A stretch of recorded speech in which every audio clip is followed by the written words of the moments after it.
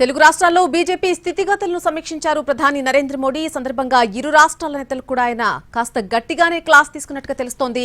ఢిల్లీలో ఏపీ, తెలంగాణ అలాగే అండమాన్ రాష్ట్రాల బీజేపీ పార్లమెంటు సభ్యులకు ఆయన అల్పాహార విందిచ్చారు. ఈ రోజు దీనికి 15 మంది దాకా ఎంపీలు హాజరయ్యారు. ఈ సందర్భంగా వాళ్లతో సుమారు ఆయన అరగంట పాటు మాట్లాడడం జరిగింది. ఏపీలో ముఖ్యమంత్రి చంద్రబాబుతో కలిసి ముందుకు సాగడం అనేది చాలా మంచి పరిణామంగా ఆయన చెప్పారు. అలాగే రాష్ట్రంలో పరిపాలనపై కూడా మంచి ఫీడ్బ్యాక్ వచ్చిందని అన్నారు.